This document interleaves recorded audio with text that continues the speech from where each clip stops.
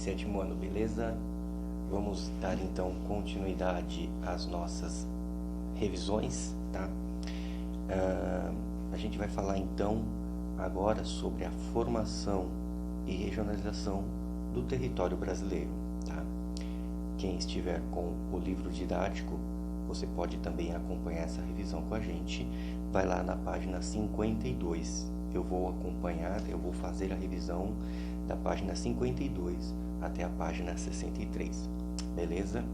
Nós vamos dividir então a nossa revisão em dois momentos. No primeiro momento, eu vou falar para vocês como foi a formação do território brasileiro, algumas características do Brasil que era antes até os momentos atuais, de uma forma breve e resumida. No segundo momento, vou falar com vocês sobre a divisão do território brasileiro, as formas de regionalizar o território brasileiro, tá bom? A nossa primeira parte, então, inicia com a descoberta do território brasileiro, tá? Então, como se formou o nosso território brasileiro? A gente tem que lembrar como foi a descoberta da terra brasileira, tá? Vocês devem ter recordações aí, o professor de história já deve ter trabalhado com vocês em algum momento, ou até mesmo nos anos iniciais, que o Brasil foi descoberto por Portugal, certo? Então, por que o Brasil tem esse tamanho tão grande, né? Eu mostrei nos capítulos anteriores para vocês como que se deu isso, né? Como que o Brasil chegou a ser aí um dos 5 maiores países do mundo. Isso não aconteceu do dia para a noite, tá? Ele é um processo longo, ele é um processo histórico demorado, tá? E tem a ver com o processo de cultura, de casamento de culturas, de aculturação. Nós tivemos aí os indígenas, que eram os moradores daqui, os portugueses que aqui vieram, até mesmo os negros que foram trazidos da África para trabalhar aqui, tá bom? Mas vamos então dar início aí, tá bom? Lá no século XV, certo? Lá no período de 1490, 1500, começa na Europa o que a gente chama aí das grandes navegações, tá? Então, duas principais nações aí, Portugal e Espanha, eles iniciam uma corrida, né? Se lançam ao mar para descobrir novas terras. E Portugal, por sua vez, descobre então o nosso território Brasil, certo? Bem, vale lembrar que o território brasileiro não era do jeito que a gente conhece, não tem esse formatinho aqui em triângulo, tá? Ele tinha um formato um pouco diferente por causa de um tratado que existia entre Portugal e Espanha, chamado Tratado de Tordesilhas. Esse tratado dizia que todas as terras descobertas por Portugal até uma determinada localização era de posse de Portugal. Tudo que tivesse depois dessa linha seria de posse da Espanha, tá bom? Então Portugal não achou tecnicamente muitas terras aqui.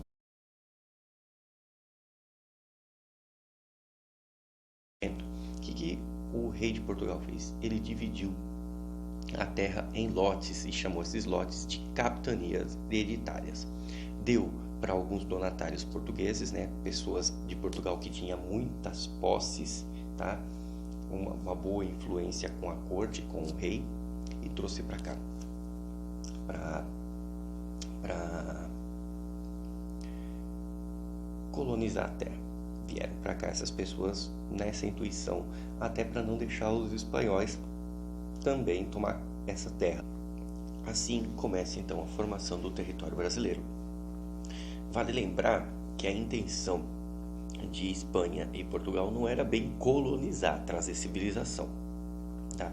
A intenção era procurar riquezas, principalmente naquele momento onde os pensadores europeus diziam que para uma nação ser rica, ela tinha que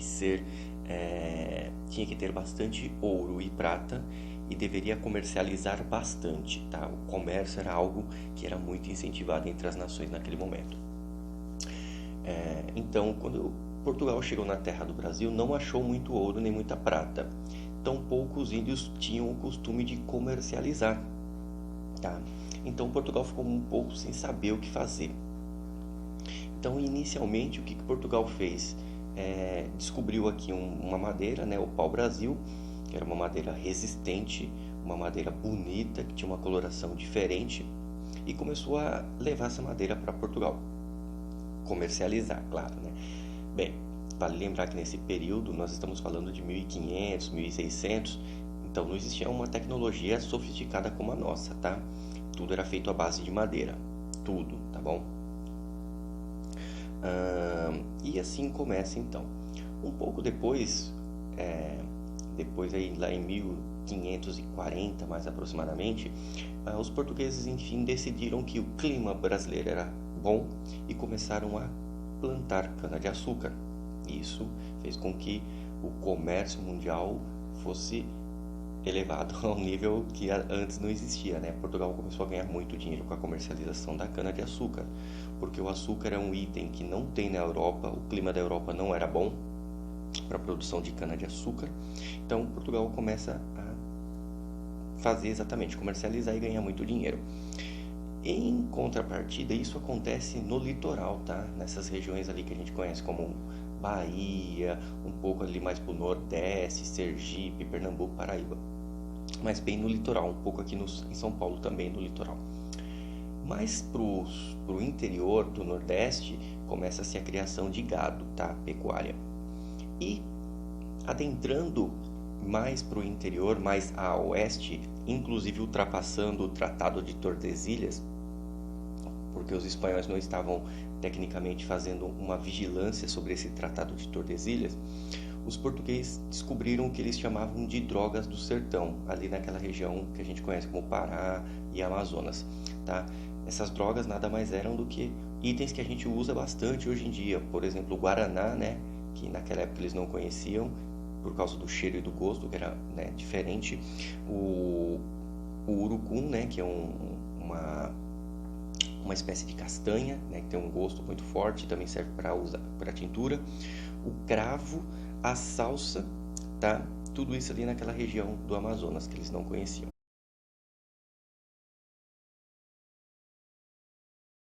Um pouco mais adiante, a gente já entrando aí no século XVIII, os portugueses conseguem enfim descobrir jazidas de ouro e diamantes na região de Minas Gerais. Olha o nome do estado, Minas Gerais, por causa da descoberta dessas jazidas, tá? E isso já ultrapassava o Tratado de Tordesilhas. Então, os portugueses já estavam avançando a oeste bastante o Tratado de Tordesilhas. E lá em 1750, portugueses e espanhóis se sentam na cidade de Madrid e assinam o tratado, né, o Tratado de Madrid. E nesse tratado fica acordado que não existiria mais linha imaginária. Se Portugal descobrisse e estivesse fazendo uso, essas terras seriam de Portugal. Assim como se a Espanha descobrisse e estivesse fazendo uso daquela terra, as terras seriam de posse da Espanha. Tá? E assim acaba o Tratado de Tordesilhas.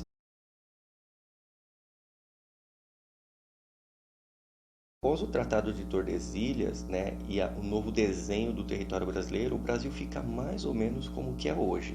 Ele cresce um pouquinho mais para frente, mas ele quase está da forma que nós o conhecemos.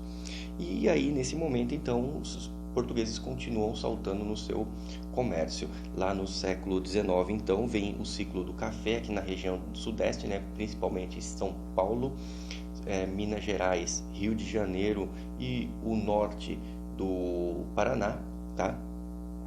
No Nordeste a gente tem a plantação do cacau e do algodão, e no Amazonas, mais ainda a oeste, né, já quase chegando em terras espanholas, ali nessa região ali do Peru, da Bolívia, inicia-se o ciclo da borracha, beleza? E aí, no século XX, termina então o processo de expansão brasileira, chegando praticamente ao que nós temos hoje, tá? Cresceu mais um pouquinho, mas aí no século XX termina esse processo de expansão, beleza? A gente termina então a nossa primeira parte aqui da nossa aula falando sobre a formação do território brasileiro. E agora a gente vai lá para a segunda parte. Quem tiver com o livro didático, nós vamos para a página 55 do livro, tá bom? Bem, isso aqui é um tema que eu trabalhei bastante com vocês, a gente cansou de desenhar, inclusive, né, que é o tema regionalização, né? E aí, eu começo perguntando para vocês o que é regionalização. Regionalização nada mais é que a gente pegar algum determinado lugar e dividir esse lugar estabelecendo algum critério. Eu lembro que eu fiz dentro da sala de aula até uma dinâmica com vocês e em uma das salas, em um dos 7º anos, eu observei e falei assim, ó, do lado direito existem mais rapazes e do lado esquerdo tem mais meninas. Então, esse foi o meu critério de regionalização. Regionalizei a sala e estabeleci um critério, um lado masculino e um lado feminino. Bem, esse critério ele tem inúmeras aplicações. Você pode usar como critério cultural, político, social, econômico, histórico, natural. Tem vários, tá? Tem vários, você pode usar aí, tá? Eu até lembro que eu usei com vocês em sala de aula. A gente pode regionalizar o planeta vendo a quantidade de água potável que tem por nação. Eu, por exemplo, estou aqui com vocês. Atrás nós temos aí o nosso planisfério, né? O nosso mapa mundi político. Nesse aqui, o critério utilizado são os países, né? A divisão política, né? O território político de cada país, tá bom? E aí, vamos falar especificamente então do Brasil. Bem, o Brasil hoje ele tem uma regionalização estabelecida como oficial, tá? Essa regionalização oficial, ela é a regionalização do IBGE, certo? E pela essa regionalização, quem estiver acompanhando, está lá na página 56, nós temos aí 5 grandes regiões, tá? Nós temos a região norte, né, no norte do país, que compreende aí os estados do Acre, de Rondônia, Amazonas, Roraima, Pará, Amapá e Tocantins, tá? Depois nós temos o nordeste, que tem aí o Maranhão, Piauí, Ceará, Rio Grande do Norte, Pernambuco, Paraíba, Alagoas, Sergipe e a Bahia. Depois nós temos o centro-oeste, onde nós temos o Mato Grosso do Sul, o Goiás, e a capital nacional, que é o Distrito Federal. Temos a região sudeste, onde tem os estados de São Paulo, Minas Gerais, Rio de Janeiro e o Espírito Santo. E por último, a região sul, onde nós temos os estados do Paraná, de Santa Catarina e do Rio Grande do Sul. Beleza? Então, essa é a regionalização oficial, tá? Que a gente usa no Brasil, segundo os critérios estabelecidos pelo IBGE, tá bom? Existem outras formas de regionalizar o Brasil, tá? Mas o IBGE, ele leva aí em consideração os critérios naturais e os critérios econômicos. Existem outros critérios? Sim, eu passei lá para vocês os critérios, tá? Por exemplo, existe os complexos regionais, tá? Um estudioso chamado Pedro Pinchas, ele divide também usando esses critérios aí geográficos e econômicos, mas ele divide o Brasil em 3 regiões. Ele pega a região nordeste, a região amazônica e a região centro-sul, tá? E aí, nesse critério, ele não obedece, por exemplo, os limites dos estados, tá? Por exemplo, se a gente pega a região centro-sul, na região centro-sul, por exemplo, o estado do Tocantins, ele vai estar em 2 critérios diferentes de regionalização. Uma parte do Tocantins está na região amazônica e a outra parte está na centro-sul, né?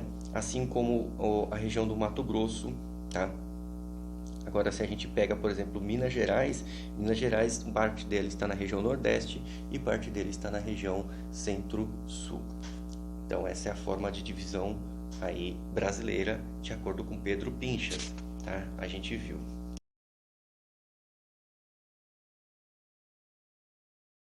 Também tem outro critério, né, que eu passei para vocês, que era o critério de acordo com Milton Santos, tá? Ele divide de outra forma o critério, o Brasil. Existem várias outras formas de dividir o Brasil. Lá na página 60 tem uma outra citação, que são as divisões políticas regionais. E aí essas divisões, elas têm a ver com critérios políticos, tá? Aonde vai ser investido tal coisa, como que vai ser investido. E aí a gente tem, por exemplo, a Sudam, nós temos lá a Sudene, a Donox, né, a Codavasf.